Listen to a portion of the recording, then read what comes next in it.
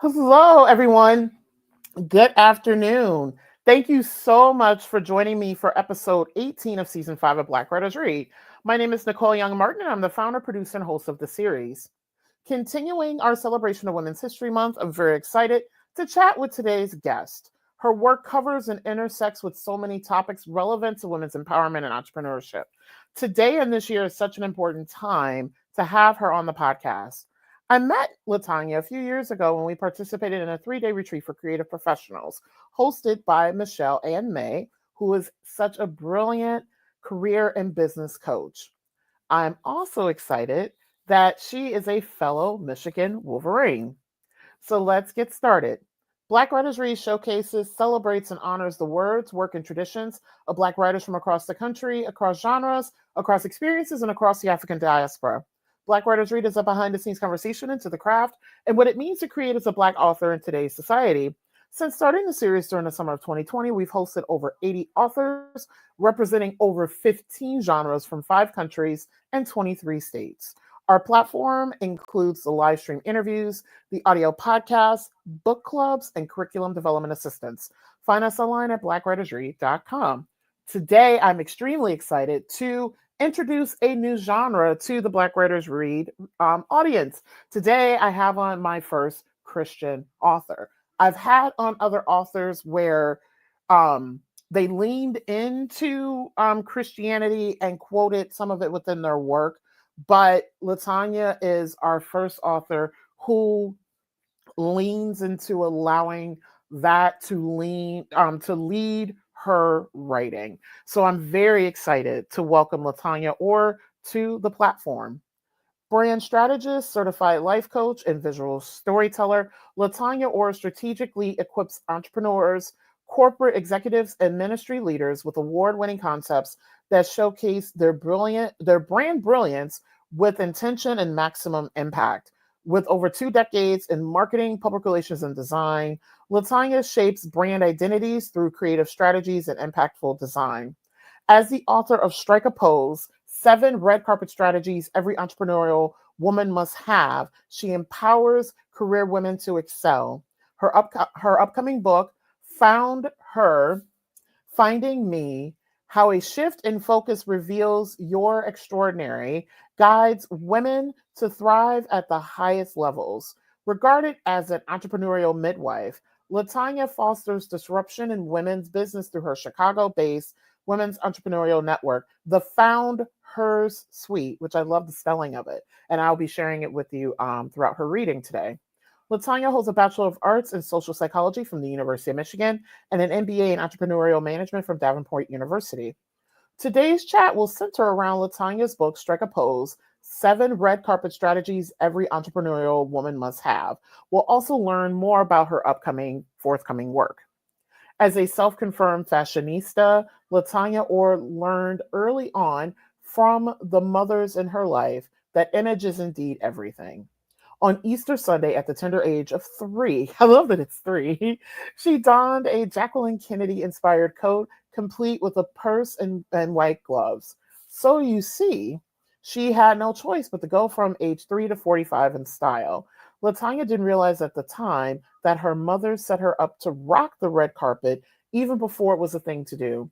Just like today's celebrities must rock the Hollywood catwalk, businesswomen, entrepreneurial women must strike a pose in front of the velvet rope of the global marketplace. LaTanya says, throughout my professional career, I've strategically positioned my client's brand to go beyond just pretty. In true Hollywood fashion, Strike a Pose shows you, scene by scene, how to immerse yourself in everything you need to glam your brand, personally and professionally. Each chapter, scene, features the hottest strategies to position your brand with style and on purpose. Lights, camera, action, it's your time to shine. To learn more about LaTanya and her work, please visit, and I'll be sharing this throughout our conversation, the website at www.thefoundhersuite.com. That is www.thefoundhersuite.com. For those of you who are new to Black Writers Read, here's the format of our show. LaTanya will first share an excerpt from Strike a Pose. We'll then chat about her work. If time remains at the end of the conversation, we'll open it up to question and answer for those of you who are joining us today. We typically have viewers joining us from Facebook and YouTube. If you have a question, please feel free to include it in the comment section on the platform where you are joining us from today. I will compile the questions and either pose them to our guests following our conversation or insert them during an appropriate time within our chat. So prior to welcoming LaTanya onto the virtual stage, I wanted to say, excuse me, her work really models the type of writing we do within the diaspora, and it's very much reflecting on our own experiences, modeling, and then mentoring others. Excuse me. So I really appreciate the conversation that she offers to the literary canon. So now I would like to officially welcome LaTanya to the virtual stage. Good afternoon. Good afternoon. Thank you so much for having me here this afternoon. I am so excited to have you on. I'm so excited to have on a fellow Michigan Wolverine. You Yay, go blue. Yes, go blue. And you live. We don't have blue on today, though. Oh, that's a good. Oh, snap. That's right. So just everybody pretend like we got on some blue today. Yes, for sure. Yeah, and you live in my absolute favorite US city. So Yes. I spent 35 years in Michigan, and but are born and raised right here in the Windy City in Chi-Town, and returned home during the pandemic. And so, yeah, I've been here almost 4 years now, which is pretty remarkable, because if you had asked me 35 years ago, 40 years ago, that I was coming home, that I'd be in Chicago, I'd have told you were crazy. I never wow. wanted to come back. At least I thought I did. You know, when you're young and after having gone to Michigan, I was like, oh, there's so much more of the world to see. And so then I ended up staying in Michigan. Go Mhm. figure. So, yeah, returned home. Nice. And I hope my hometown is Detroit, and I hope to Yes, return home at some point. yes. So I get it. And then, well, yeah, Detroit was home for me for over 20 years. Oh, I didn't realize for that long. Yeah, Cool. I moved. Well, I lived in Ann Arbor, Ipsy, of course, and then in 2004, 5, I moved to Detroit, and so I lived there till 19. So 20 years, 20 almost 20 years in the Nice. city. Yep, sure did. I grew up. I became an adult in Michigan. I did. Wow. Yeah, yeah. Adulting happened for me living in Michigan. Mm. Yeah, yeah. So all good. Lots of friends, lots of family, still doing business there. What do you say? Detroit over everything. Detroit Yes. over everything. I get. Yes. Yeah, I still believe that, because my life was there for forever. You know.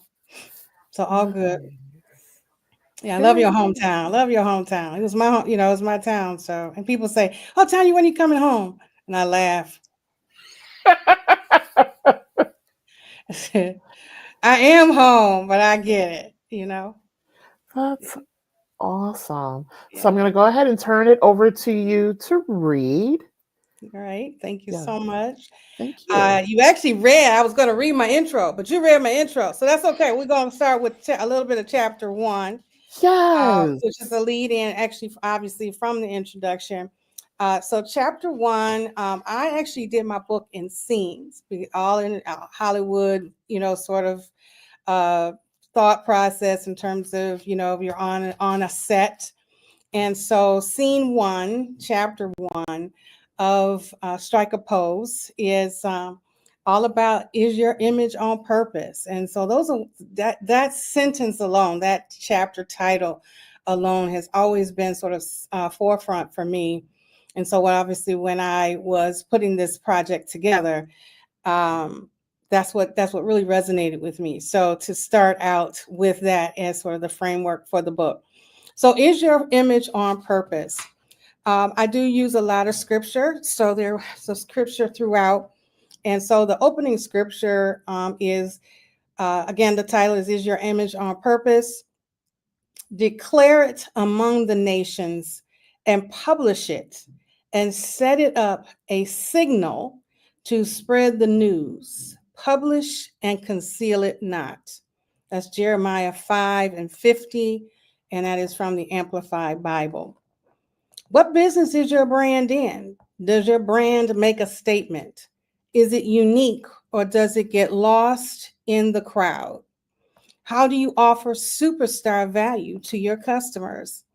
Do you have a logo? And if so, is it reflective of who you are?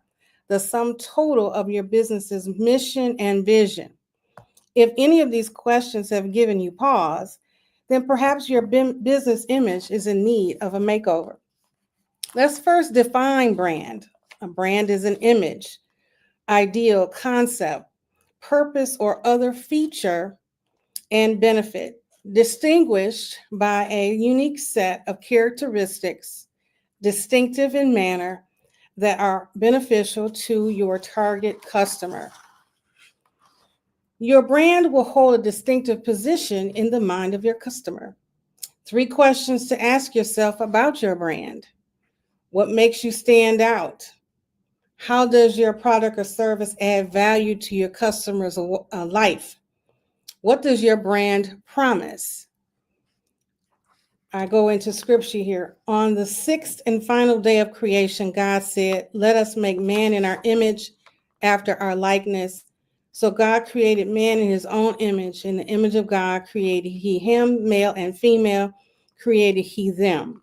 God saw everything he had made, and behold, it was very good. Genesis 1:26-28. Your image matters. An image that is on purpose is one that confidently endeavors to be the preferred brand of choice. It sets the tone. Daily, we are bombarded with brands that promise us something, but often fail to deliver on that promise. A purpose image must exceed ordinary expectation.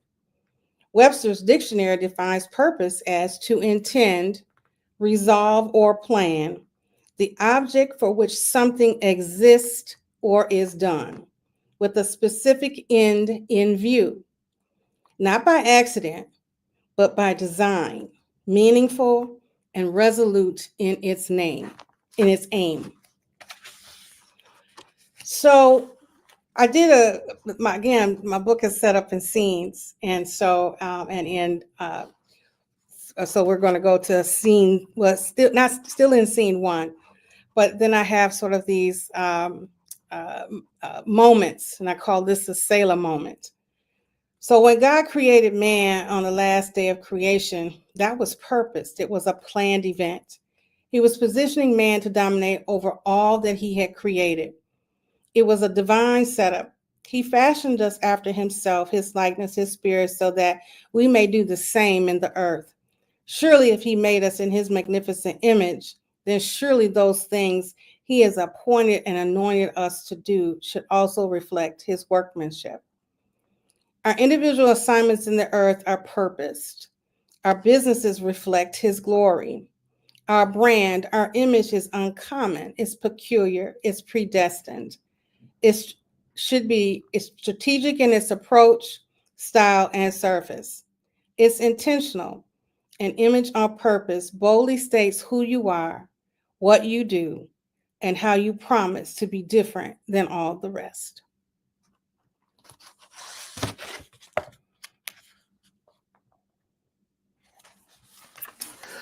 That concludes my Yes, thank you. Passage of scene 1. Yes.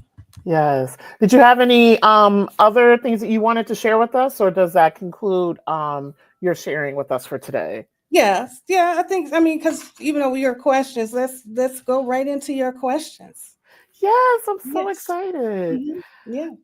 So, let me show the book. I didn't show the book. Yes, please do. Yes. Let's show the book here. Nice. Yep, that's the back. And I love that color, red. Red, yes, red. Red is power color. So the first question that I have for you, LaTanya, is when did you discover your voice as a writer? And I live by train. When did you discover your voice as a writer, and why is writing a key component of your work? Oh, I've been writing, I think, since I came out the womb. Or before then. I've always been a writer of sorts. If I enjoyed creative writing as a kid. I dabbled a little bit in poetry. Actually, kind of carried that over into my studies in college. Love writing short stories, and now that is birthed out of the fact that I just love to read. And so, like, I was the librarian helper when I was in, second, third grade. I was in the library and just always got, my dad always said, "Girl, you got your head in a book." And of all things you could say, your parent could tell you, that's an excellent one for them to be able to tell you. I always had my head in a book, and so just love to read. And so, because of my love of reading, it just sort of opened the door for me to be, a writer. And I just sort of, like I said, I did, dibble dabbled and, I took classes. I took English writing classes, literature classes. And so it was always just something that I enjoyed doing, even if it wasn't at that time professionally. It was just something to do, and I enjoyed doing it. Yes. Nice. Yep. How does your literary work incorporate nonfiction, business, and Christian self help? And why is it important for your work to incorporate these genres along with how do they intersect in your writing? So, um, mm, I think, my faith is definitely an integral part of who I am. And so, I immersed myself when I made the decision to, uh, make the Lord my savior. When I did that, I just was voraciously, read the word of the, word of God. I just read the Bible and became a student of that, and student of my of my pastor, and and just learning what the word has to say. And every day is something new. I think it's the most the book that will give you revelation. You might read one passage one day and get one revelation, and then read it the next day and get something totally different. So it's a living, obviously, it's a living word. It's a living, a way that we all can glean from every day, something new from it. And so those lessons that I was, beginning to learn were the framework for me to sort of carry it through my life. Everything in my life is based, it's rooted in the word. Does it make me a perfect person? No, it does not. But it definitely, for anything, it actually points out who, your, what do you call it? Your fragilities, your frailties, all of those things, and what you should do, in terms of, striving and to be better, to be a better version of you. And so that has just been, like I said, totally, foundational for my life. I'd say since 1995, that's when I came to know the Lord. And so from there, it has just been a day to day learning and lessons, and just, uh, being engaged in that way, um, with everything that I do. Yeah, and that definitely really shows up in your work. And I love how Christianity Mhm. has, I love very beautiful intersecting morals and values, and also Mhm. ways for folks to lead. Yes, absolutely. It's definitely it's the book. It's the good book, right? So just, there's in all thy getting, we're supposed to get an understanding, and then in the getting that understanding, there's wisdom there. So as you are building, as you are learning, and as you are moving through your life, and if you stay rooted in that, it's always going to reveal something new, and it's always going to show, where you are, you personally are, in your path, on your path and in your purpose, it's definitely going to showcase those things. I mean, that's the intention of it all.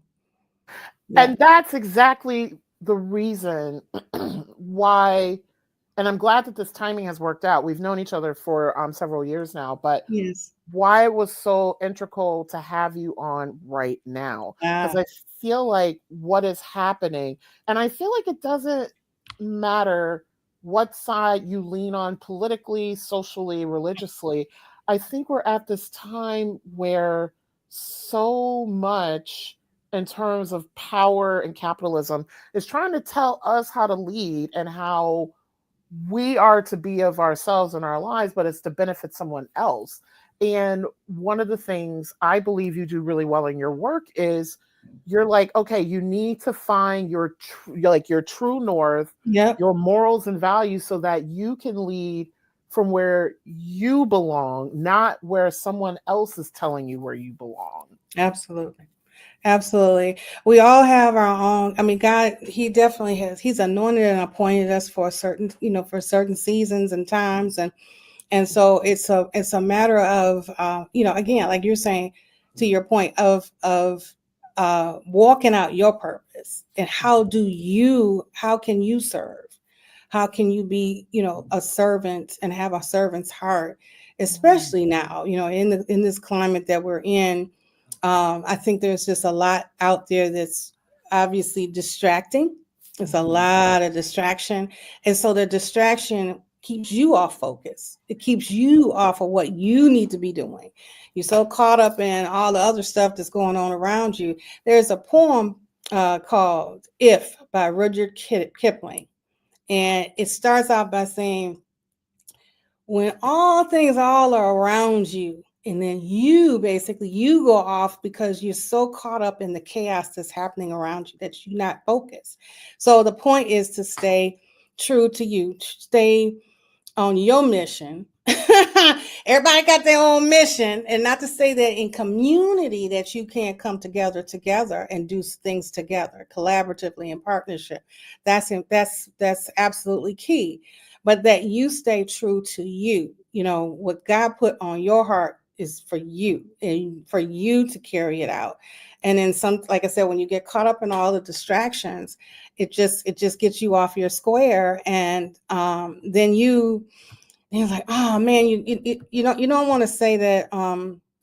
Again, it's not about being perfect. It's not about that we don't make mistakes, but to be mindful of what you were put here to do. This leads so nicely into my next question, which I hope that if you came up with this term, you trademarked it. Yeah. So I love that you've coined yourself an entrepreneurial midwife. Can you Mhm. talk about what an entrepreneurial midwife does and how does your work as an entrepreneurial midwife foster disruption in industry? Well, that is actually a new term that was spoken about me more recently, I'd say in the last year or two, that made sense when it was said, because that's something that I've always been the person who said, don't let any grass grow under your feet. Do it, to help to birth people's businesses, to birth people's dreams. And I've been on the other side. I've been in the back room in the dark, assisting, uh, you know, people who have their massive cause on their life to do what they do. So I've been the behind the scenes person, assisting with that and helping to birth those dreams. And so it just made sense that, yeah, and it's always because I have been an entrepreneur for over 20 years. I'm going on 30 in a minute of being an entrepreneur myself. I haven't worked corporate in over 20 years. So I've been out here. I launched out on the deep and just been out there. And so my goal, or I guess my purpose, part of my purpose, is to help to amplify women's entrepreneurship. It's all about, again, and I say women because I believe that I'm called to women. Not to say that I haven't helped the brothers from time to time, but It's just that that I'm passionate about women walking in their divine purpose.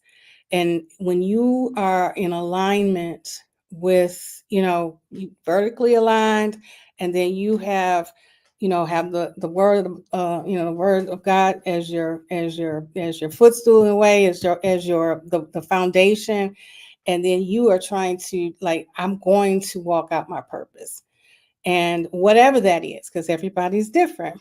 But that I have been that person in terms of helping to develop their brand, to identify what their brand is, what that strategy is, how it should look. Again, that goes back to, image is everything. So you only get one time to make a good first impression. That's an old cliche, but it still applies, and probably even more so today, because everything is visual. Everything is you right here, right now, live. So you only get one time to make that good first impression to those who don't know you. And so, being mindful of your reputation when everything else is around you looking crazy, the alternative facts and that kind of thing. Well, no, I don't want to be an alternative fact. I want, when you meet me, this is me. This is the real me. This is, I hold my own self accountable for my actions and my character. Mm.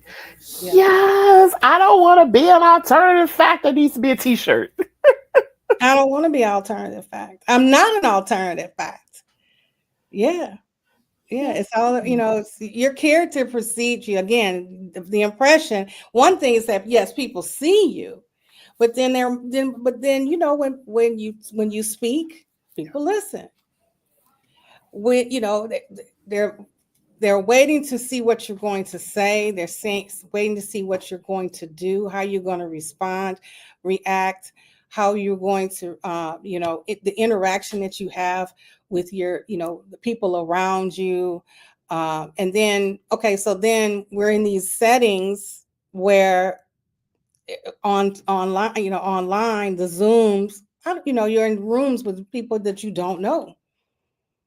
So, and that's even more so, obviously, because that's in the last, since the pandemic, really, right? Exactly. So we're in these rooms with people, in these meetings and things where I could be in a room with 100 people. I don't know you, because we've not met in person, and you can only glean what you can glean from that moment online. Such a great point. Such a great point. Strike a pose 7 red carpet strategies every entrepreneurial woman must have to position her brand with style and purpose was published in 2016. Can you share with us the origin story of the book and why the title and what caused you to write it when you did? That's almost 10 years ago. Can you believe it? So Strike a Pose was actually the result of being asked to lead a women's business Bible study. So I had created content, obviously, for workshops, because I've done presentations over the years. So I had sort of like this basis, sort of the business content. But then to be asked to then say, okay, so let's apply the word to it. So I went and did that, and I had about 4 chapters, and it wasn't chapters; it was just workshop material that I had. So I went back and massaged the workshop material.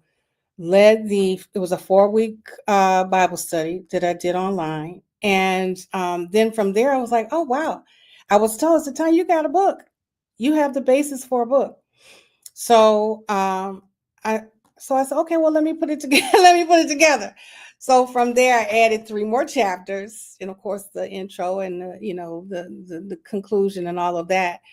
And I was able to publish the book. So I want to say I did the Bible study maybe in 2014, and then in 15 started putting the actual manuscript together.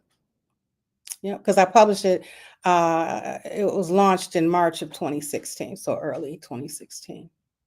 Yeah, so 10 years ago. And so I'm actually reworking the book some because 10 years, obviously, in this day and age, is almost old. It's old content. Not to say some, obviously the concept and the principles still apply, but some of the things that I do mention in the book have definitely come, again, evolved. And so I'm actually reworking, and we'll have a new version of this book available too, hopefully by the fall. So I'm trying to work two books at the same time. Wow, power to you, because I'm like getting one book out is hard. Yes, yes. I mean, this is a little easier because I just, of course, because I've it's already written. So, but there were some things that I looked at and I said, oh, I need to bring that up to date, in terms of the now in certain areas. And so, yeah, I just thought maybe it would be nice to relaunch Strike a Pose with sort of abridged content. Yeah, Nice. yeah. So I love that, and this is shared somewhat in your bio, that you share a little bit of your own personal story and what inspired you to become a fashionista and strike a pose. How did you build your own brand? Which, for folks, I want to show you. I'm going to pull up the FoundHERS Suite website, Oh, and for folks, this is going to take a minute because I didn't realize I did not have sharing privileges on my own how do you do that, Nicole? computer. Yeah, I didn't have sharing privileges for myself on StreamYard, which is interesting. Oh, wow. Yes, I wanted to share her website. Thank you.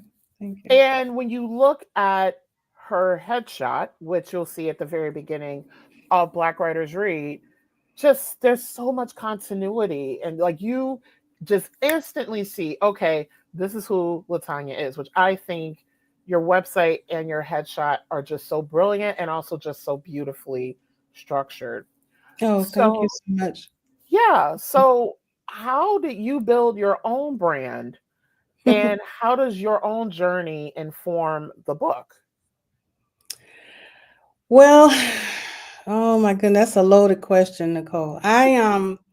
I think again because I've been behind the scenes helping, throughout my entire career, which has definitely prepared me for now. Mhm.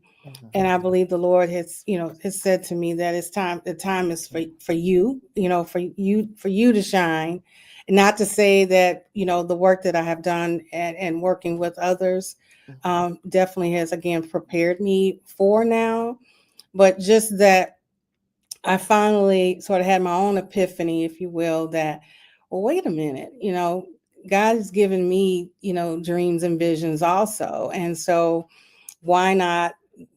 I've been telling people don't, do it. Well, I'm not doing it. And so, so I said, it's like like I said, I had that my own revelation about, well, this is something that I've wanted to do. So the shared office space, the Founder Suite is a 30-year dream. So 30 plus years ago, there was no such thing as co-working. There was no such thing really as shared office. What had happened was a woman I was made aware of opened probably one of the first shared office spaces. It was in Southfield, actually. And I went out to visit her space. And it was the first sort of like where you had a community of women. It was mostly women in her space. And it was this was all brand new. I was 25, 26 years old. And so it was like, wow, I want to do this. So being in that was in Southfield. I'm living in Ann Arbor and working at the university. And so I had one of my printers, one of the I have a lot of working with a lot of vendors. And so one of my print companies that I work with is part of his shop. He had a whole front side of his, so the main deal was of course the printers, but the front of his shop, he had office space. And so I was like, what would you say if I wanted to use this to do the shared office space? He's like, yeah, let's do it. But here's the thing. I was 25, working at the university, newly married, dibble dabbling in setting up my freelance business as a designer, and at that time, marketing, marketing professional, still newbie, but sort of started doing the freelancing of that. It was like I was doing too many things, so I didn't have the support to say. It was like, you need to pick one. So I made the choice to keep going in the design and marketing, and building that part of my life, as opposed to, sort of going into this whole shared office space deal. So I always kind of kept it in the back of my mind, though. But I actually more recently sort of like didn't even think about it. So a year and a half ago, I was sitting feeling, I don't know, some kind of way about my agency and the work that I was doing.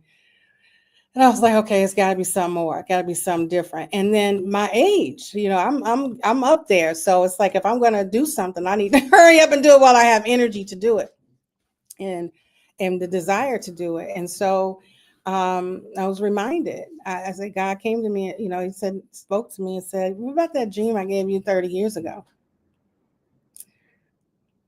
So I put it in motion, and I just kind of watched things just open for me, in a very, short period of time, to open the FoundHER Suite. So it's a shift, but I'm still doing, I'm still providing more along the lines of consulting, coaching, consulting, women, again, still women for the most part, to, again, amplify their brand, amplify their business, amplify their model, take it to the next level. So, uh, whatever that looks like for that person, whatever area of expertise they are, that they're working. A lot of my clients have been people who have come out of corporate and started their own businesses, writing their own books. And so that is still the case. I'm just doing it in a different way, by offering a space that they can do it, an actual physical space that you can birth your business. Yep. Nice. Yeah. Yeah. So So found her just, that's what came to me. It's about founders, female founders. So when I was playing around with that, it was like, well, found hers, you know, and so that's how the name came about. which I love the name, and this segues into the next question. So there would have been, yeah, so there would have been some time between the release of Strike a Pose and Found Her Finding Me. Mhm. Between these two books, how would you say you've grown as a writer? Oh my God. So between these two books, which I didn't mention this to you, Nicole, I put together an anthology project called A Widow's Resilience. So I lost my husband in 2018, and everybody was saying, "Oh, Tanya, you should write about it. You should write about it." Well, I thought I would just write. I was just writing for myself, for my own healing. And one of my mentors suggested, "Well, you know what? Why don't you, didn't suggest so much about an anthology project, which it is, but that to write it." And I was like, "Okay, well, I'll just write a chapter or write an article." Well, when I shared that, it was like, wow, wait a minute. There are other women who have experienced this same loss and trying to walk this thing out. And me being, I'm young enough to know that for me, that this couldn't be the end of my life, being a widow. So when I started realizing, I said, "Oh my God, how many widows do I know?" And I was like, "Oh my God." I mean, if I made a list, And I probably had, I don't know, 25, 30 women on my list who were widows. So I said, you know what? Let's put this together. So I put together a Zoom meeting. We met on Zoom because this was in the middle of the pandemic. And I said, let's put this together. And I reached out to my widow friends, which is amazing. And it was 14 of us that put this together. So this was, so it was published in 21. Yep, these are the ladies. So I didn't share that with you. I forgot. I actually forgot. It's terrible that I forgot. But this was definitely a labor of love. This project, a widow's resilience, wisdom keys for moving forward in life and love after death do us part. And so all of us are, all different ages, but the fact that it was the majority of us who were 50. Yes, so that's considered young, and to have lost, a spouse. And quite a few of the ladies had been married a long time, 25, 30 years. And but still, still young and living. And so what do you do after death? Do you part? And it's all about the strength that we have individually, but then we put this project together. And so I'm looking to do something with this also. To do, I don't know if I'm going to do a volume 2. There was some talk a while back to do a volume 2, but or again an abridged version of it, and maybe a couple of more stories to it. So that's also on the horizon for me in terms of my writing projects. Wow. I totally did see. So you did writing in between these. So you'll have I did. And then, I started, I think you asked me, one of the questions also was about, what, in between the writing that I've been, between, the Strike a Pose, but then my new book. So I have a LinkedIn presence. So I have a LinkedIn newsletter that I have almost 1,500 subscribers to. And so I write, I'm not doing it every week, but at least twice a month. I have my newsletter on LinkedIn. It's called Herspectives, HER, Perspectives, yes. And so that has been pretty interesting because I didn't realize when I actually started that last year, that newsletter, and just writing on different topics. Obviously my heart, of course, is always going to be something to do with women's entrepreneurship or branding or marketing. I've also kind of dibble-dabbled into the area of topics around microaggression, because I've been a witness and also privy have received, been involved, or I guess negatively, in terms of microaggression behavior over my life or in my career. So wanting to talk about those topics. Just writing. And then, AI, and ChatGPT has just been a blessing. Anybody that says it doesn't, you got to use it. Just like when they used to say that the internet, oh, you don't want to be in the internet, www, the World Wide Web. Everybody uses it. So find what works for you, but don't knock it till you try it. Yeah, and thank you for mentioning AI and ChatGPT, because one of the conversations that I'm straddling, because I'm also in the acting world, is like, and I also teach, it's like, how can you use AI to simplify your work as opposed to doing the work for you? Well, it's still your intellectual property. Right. It's your idea. If you ask it what you ask it, you prompt it or what have you, it's still only going to give you, it's going to expound on it. It's going to, basically based on your prompts. But the fact that still is your idea. it's still your thought process in terms of, you didn't ask, when you're asking it to expound or to, or show a different way or share whatever, it couldn't do that without you asking it. So it's your idea. So I think to just take advantage of the help. It's help. It helps you to think through your thoughts. It helps you to, like, oh, well, I didn't even and sometimes it will tell you things that, oh, I hadn't thought about that. And then I have, because I'm using it fairly regularly, it knows your voice, it knows your tone, it knows what you're doing. As much as you use it, it comes to know it. And maybe that's sort of the, the like, the scary part. I don't think it's scary, but the sort of the unknown part is that how much do you want this peripheral thing to know about you? Well,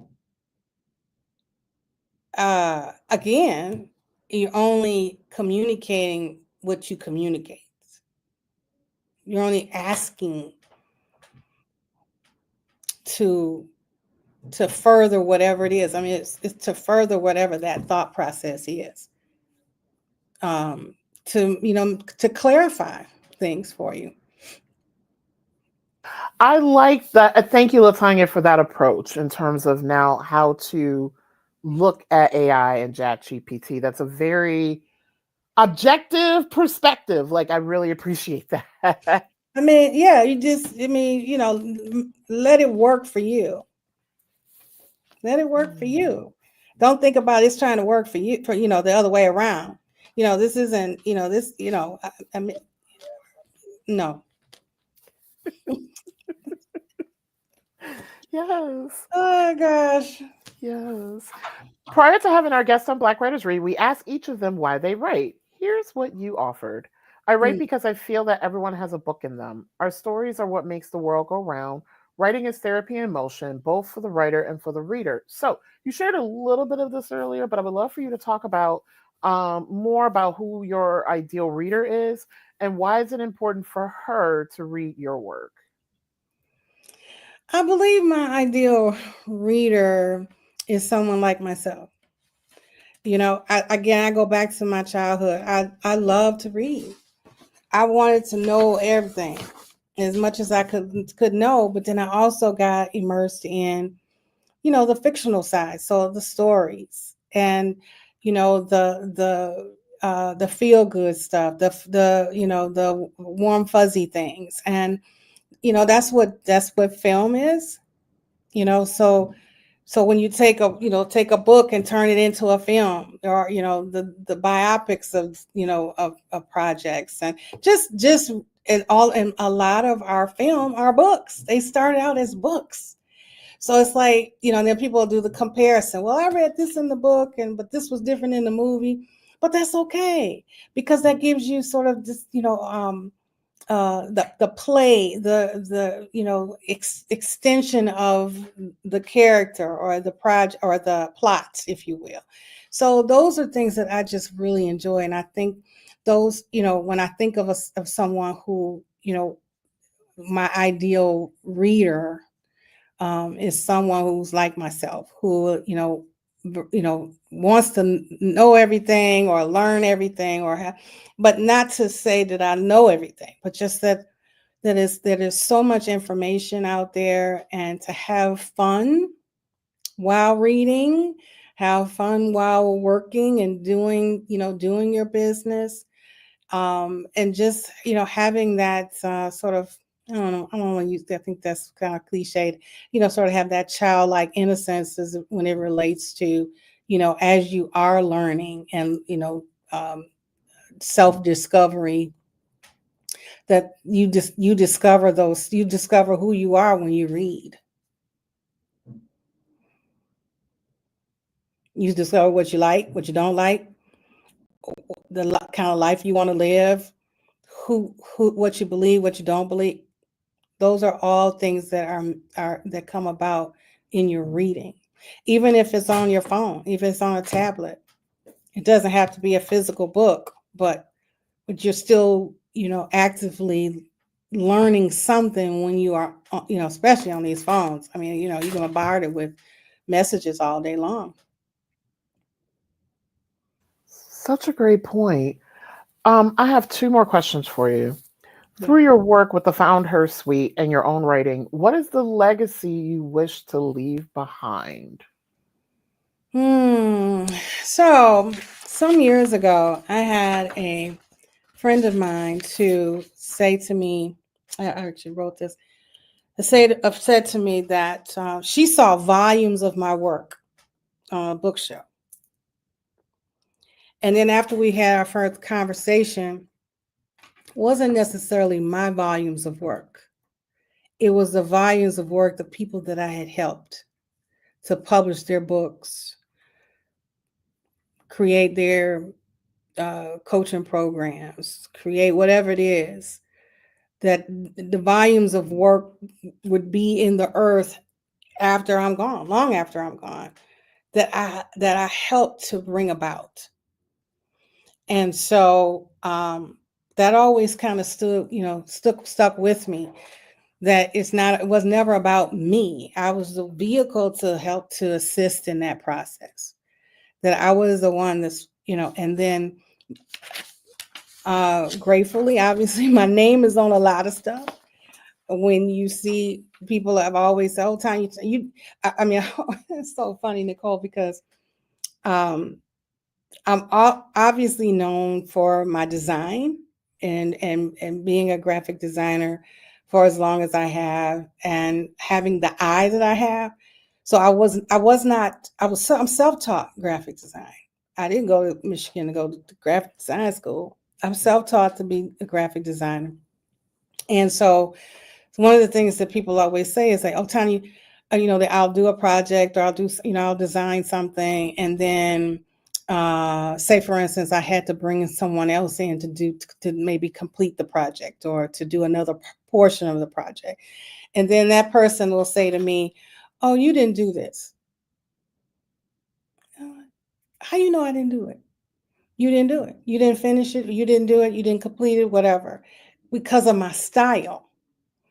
So, which is a good thing, but I always sometimes felt like, well, I gotta be able to, you know, it's from time to time to be able to delegate the work and ask people to come in and co-produce projects from time to time, obviously.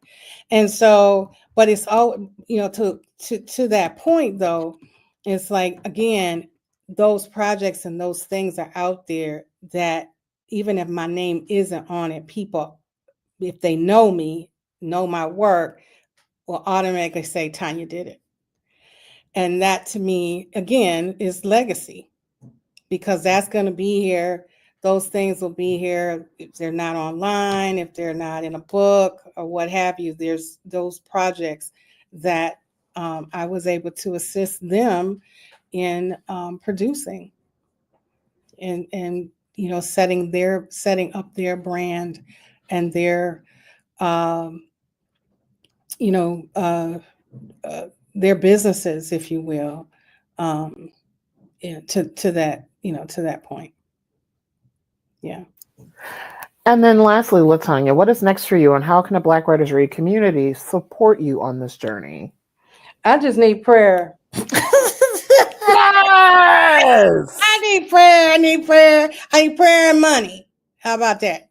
Okay, but no, I mean, honestly, just prayer is that that I get to the finish line with both of these book projects, or actually, the book projects that I really want to complete. I'm looking at actually expanding the suite. I'm at capacity with my suite is at capacity for my private shared office tenants. Amazing, amazing. I would never have thought that would have happened. I haven't been open quite a year. So feeling some growing pains right now, which is a good thing. Just kind of trying to make some, good decisions as to how I move forward, my next. So all of that requires prayer. Prayer. That's how Black writers read. That's how anyone can assist me at this time. Yes, thank you for being very transparent and honest about what you need right now. Yes. Thank you. Yes. So, LaTanya, it was so great having you on this afternoon. Thank you so much for your time, your wisdom, your leadership, and your support and mentorship. Like I learned in terms of like thinking about my own journey, both with the podcast and my other work. Like I just learned so much from you in just this past hour. So thank you. Oh, I appreciate that. And I'm, you are a phone call away. And so, and anyone obviously that's listening in, I am available for discovery calls. You can, reach out to me on my website, as as Nicole has so graciously put that up, right here on the screen, right here on the for you all to be able to reach out to me. I welcome all comments and just again prayer. So please stay, get in touch if you need to. Love to have you. Love to do this again too, Nicole. Of course, I'm going to have you on when your next book is done. Yes. I'll be in touch with you about that. Yeah. So thank you so much. I'm going to go ahead, take you off, and I'm going to wrap up, and we'll touch base a little bit after. Okay. Very good. Thank you all. Thank you. Thank you. So thank you so much for joining us for episode 18 of season 5 of Black Writers Read. I'll be back next week on Sunday, March 23rd at 12 p.m. Eastern Time with, and I'm so excited to announce this because she is fabulous, with contemporary romance author Reese Ryan. Support Black Writers Read by subscribing to my YouTube channel, where many of you are joining us from today, or the audio podcast. We're on multiple platforms, which is available on Apple Podcasts, iHeartRadio, Spotify, and Amazon Music. Also, feel free to drop a review. Actually, please drop a review of Black Writers Read on one of the platforms where you find the podcast. Because by supporting me as a subscriber or a reviewer, you are helping others to find me, which is extremely key as I grow this community and look towards longer-term sustainability. Visit blackwritersread.com to learn more about the podcast. So thank you all for joining us this afternoon, and more importantly, for ensuring that Black authors continue to matter. I will see you next week.